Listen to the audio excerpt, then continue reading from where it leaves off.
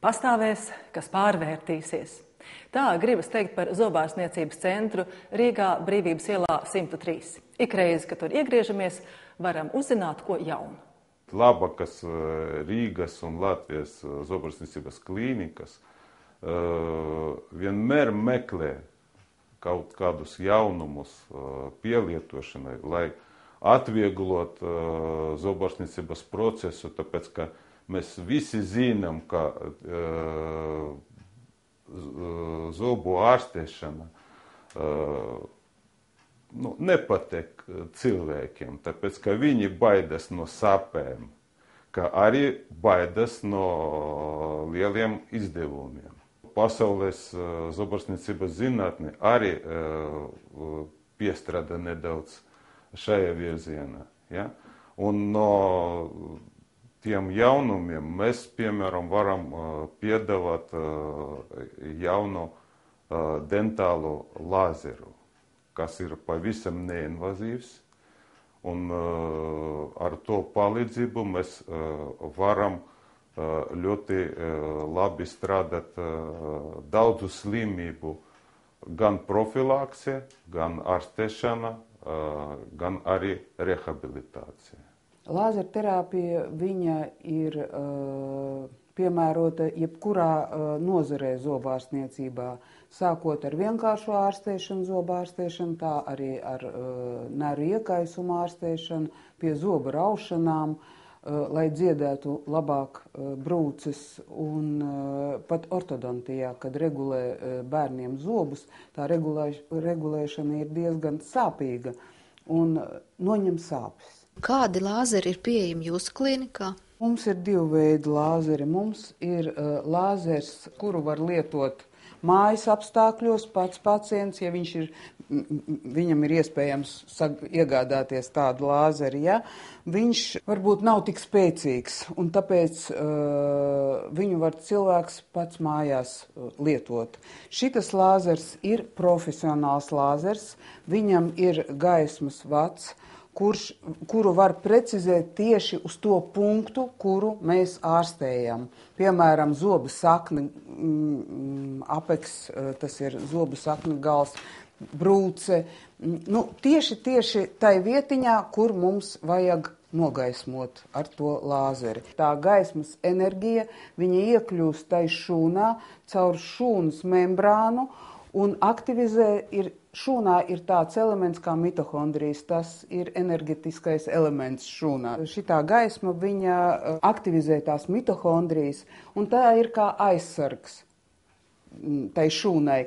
Viņš piesaista enerģiju, un šūnai rodās imunitāte, un palielinās ATF. Gaismas enerģija viņa pārvēršas bioķīmiskā enerģijā, un līdz ar to šūna sāk strādāt kā jauna šūna, atjaunota šūna, un tas arī veicina to sāpju samazināšanos un brūces dzīšanu. Un tas notiek ātrāk nekā, ja mēs, teiksim, to iekaisušo zobu kanālu ārstētu tradicionāli? Tā arī notiek. Tas vienkārši pātrina to procesu. Piemēram, ja tā būtu tās sāpes 2-3 dienas, tad ar vienu tādu procedūru pietiek, lai samazinātu to periodu, sāpes periodu.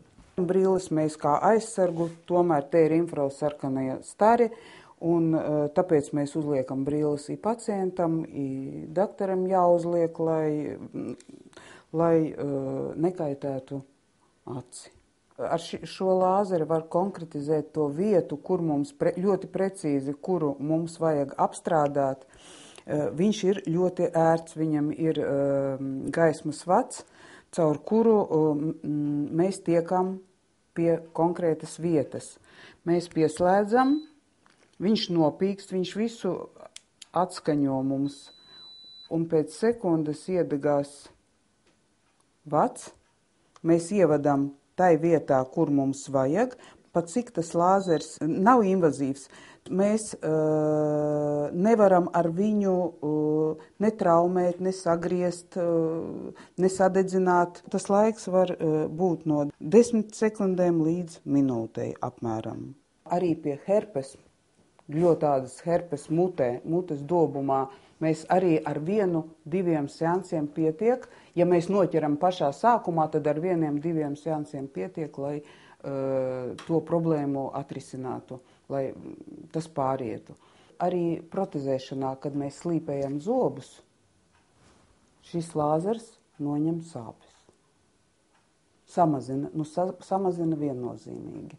Apslīpētam zobam, ka mēs apslīpējam, tad mēs apstrādājam ar šito lāzeru, un tad tā jūtība dzīvam zobam samazinās.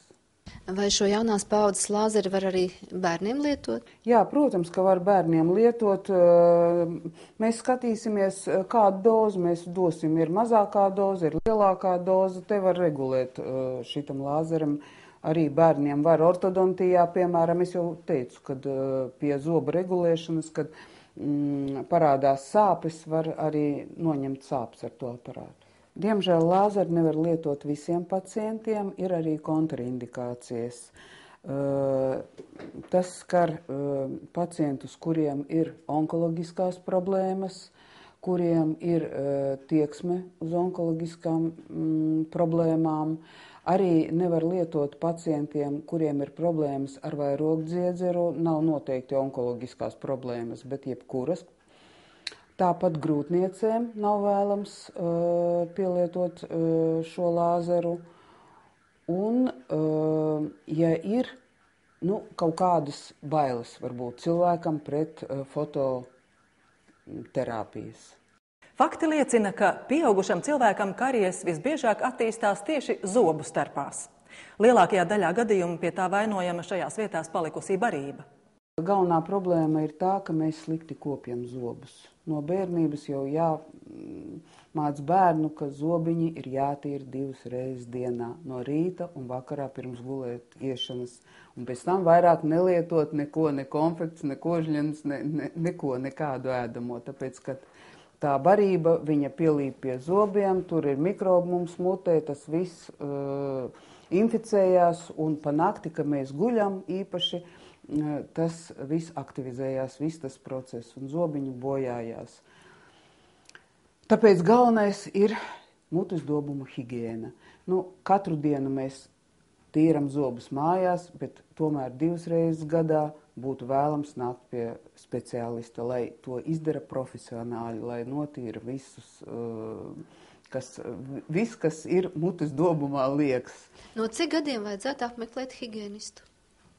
20 piena zobi mums ir 20 bērniem. Kā tikai viņi visi ir izauguši, tā mēs varam sākt nākt pie higienista. Mūsu klīnika mēs varam piedāvāt jebkuram pacientam visa veida zobarstniecības pakalpojumus. Sākot no profilakses, no profesionālas higienas un beidzot ar sarežģītajiem zobu protezēm, ar implantāciju, kā arī varam piedāvāt, piemēram, ortodontiju vai sakodiena regulēšanu.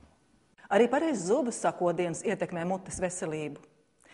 Centrā izstrādātā sakodiena labošanas programma ir efektīga gan pieaugušajiem, gan jaunajai paaudzei.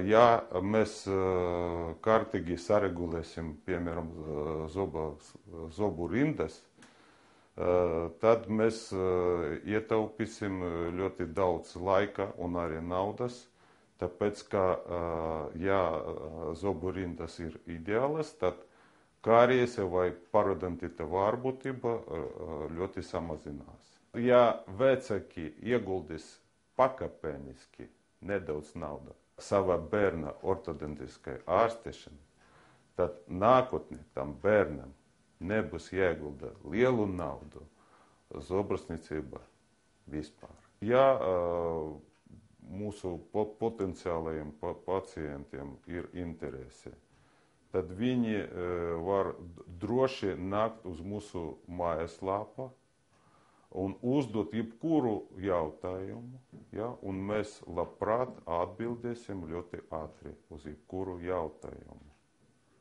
Un mūsu mājaslapā jūs arī varat atrast mūsu aktuālas cenas, kaut kādus klīniskus piemērus, raidījumus par mums, rakstus par mums un tā tālāk. Visu interesantu.